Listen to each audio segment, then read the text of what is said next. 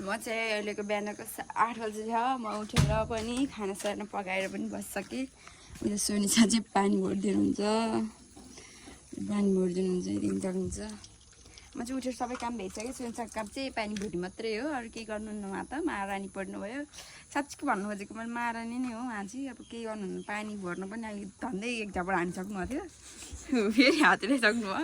अब ढोका दिनुपर्छ, अरू केही गर्नु पर्दैन मैले नि। आउँदै हुनुहुन्छ उहाँ महारानी 5 उत्तर पुग्नु हाल्नु। गाइज हामी चाहिँ अहिले सराद मिलाउन लाग्यौँ, किनभने यहाँ तल घर सराद छ यसको घर। हामी चाहिँ टिका लाउन मात्रै पुग्नु पऱ्यो, किनभने काम गर्ने हाम्रो जग्गा छैन काम गर्ने खाले। त्यही भएर हामी चाहिँ सरादमा जानु मात्रै लाग्यो, टिका लाउनु मात्रै लोभले। त्यही पनि गाइज के हुन्छ लोभ होइन, आफ्नो घरको सरादमा टिका लाउनु पर्छ। पैसाको लागि जानु लाग्यो, किन त जान्थ्यो नि हो यही मान्छे यस्तो। गाइज हामी चाहिँ बल्ल बल्लै घरबाट निस्किसक्यौँ। अनि यो चाहिँ सोनिसाले रोप्ने भनेर ल्याउनु भएको, किन भन्दाखेरि उहाँले अल्छी हुनुहुन्छ। त्यही पनि मैले हल्का फुल रोप्नु न त घर पनि राम्रो हुन्छ, अनि अल्छीपना पनि जान्छ भनेर फुल लिएर आएको। फुल चाहिँ जतिखेर साह्रै पनि सर्छ। त्यस्तो हुँदै होइन, यसले यसको घरमा आएर मैले फुल रोपिदिएको अझै। अब यसले गरेर मेरो घरमा गएर रोप भनेर भनेको नि त मैले। त्यही भएर पत्ताउनु ल पत्तिहाल्नुहुन्छ नि गाई त। त्यस्तो चाहिँ अलिक भएन कि होला। हामी त्यस्तो घारी हिँड्नुपर्छ, किनभने बाटो नै यस्तो कसरी टर्ने होइन भन्नेले हामी इफेक्ट पारिसक्ने ठाउँ यस्तो हो, किनभने हरियाली हो। सोनिसा यता हामी हिँडिरहौँ। गाइज हामी चाहिँ घर आइसक्यौँ। घर आएर पनि सोनिसा घर आइसक्यौँ। अनि घर आएर पनि चिज खाइसक्यौँ। सोनिसा हो त्यहाँ हुनुहुन्छ, बहिनीहरू देख्न सक्नुहुन्छ छप्पीहरू। हाई गर हाई गर्दैलान्, हाई गर्दैलान्, हाई गर्दैलान्। नमस्कार उनी गाईलाई नमस्कार उनी के को गाईलाई नमस्कार गर।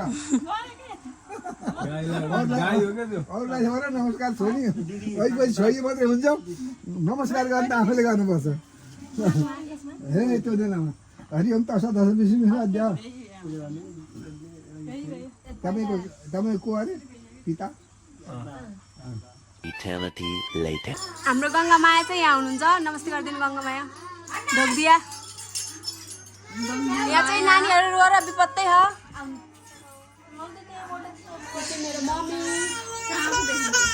युट्युबमा ए मेरो सानो नरो, मेरो सानो आऊ आऊ यहाँ हेर्ने आऊ आऊ त।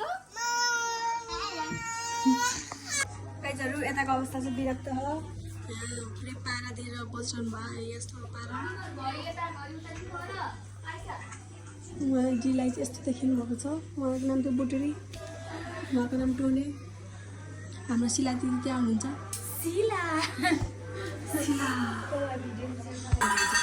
गाइस हामी चाहिँ अचुलाएर बसिरहेको छौँ।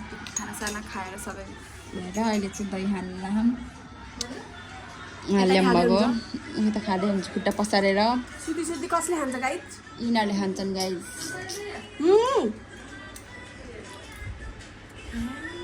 बुटुरी चाड्दै ठिक्क हुँदाखेरि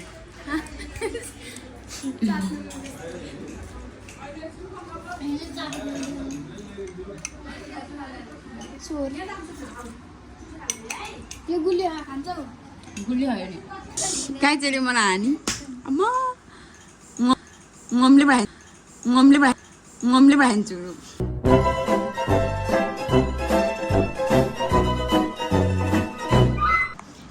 म चाहिँ भर्खर सुतेर उठेँ। ऊ चाहिँ सुते मभन्दा छिटो सुतेर छिटो उठेर भात खानलाई यता यस्तो पसारो पारेर।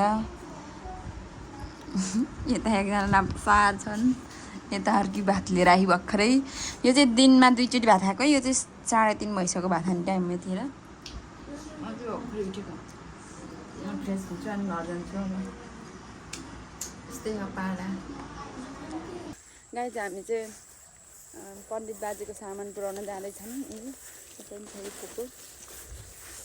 अहिले चाहिँ यस्तो बाटो चाहिँ उन्त्या हो घर चाहिँ।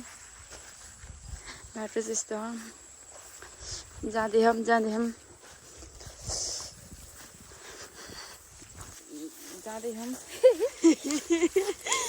जाँदै हम जाँदै हम निरन्तर हाम्रो हिँडाइ जारी छ।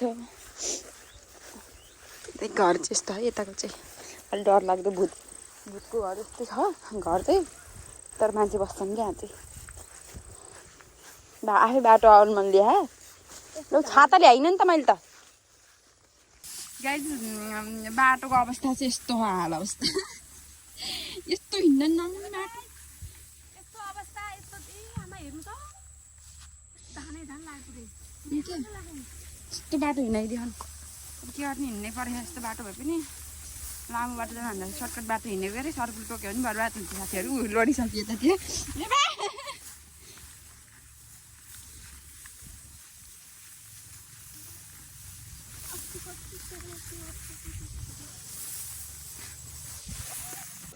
अहिले चाहिँ हामी मासतिर डाँडातिर जान लाग्छौँ यसलाई छोड्न। अनि हामी उयो र बुटुरी र म चाहिँ फर्किन्छौँ फेरि। बुटुरीलाई देख्न सक्नुहुन्छ, हामी बुटुरी डल्लो बुटुरी यता देख्न सक्नुहुन्छ। हालत यस्तो छ, कति राम्रो भ्यू देख्यो नि त्यता मासतिर। गाइजहरू हेर्न सक्नुहुन्छ यति राम्रो भ्यू देखिनेको छ यहाँबाट। राम्रो छ क्या साँच्ची, हेर्नु न त नपत्याइ होइन। आजको भ्लग चाहिँ हामीले अब यहाँ छिटै इन गर्ने भनेर सोचिरहेको छौँ। हाम्रो भ्लग यति नै होला जस्तो आज चाहिँ। आज हाम्रो भ्लग यति नै होला जस्तो गाइजहरू। बाटो उता आन्टी साडी लाएर हिँड्ने क्या हो छ्या किन काटेको बिरालोले बाटो यसरी? बिरालो बाटो काटेर आज अशुभ हुन्छ जस्तो लाग्छ। मलाई खाना खान्छु म चाहिँ मलाई आज ग्यास्ट्रिक होला जस्तो। हाम्रो आजको भ्लग चाहिँ यही गर्न चाहन्छौँ हामी। यति नै आजको भ्लग। यति बेलासम्म हेरिदिनु भएको धेरै धेरै धन्यवाद। नमस्ते। नमस्ते, जय नेपाल।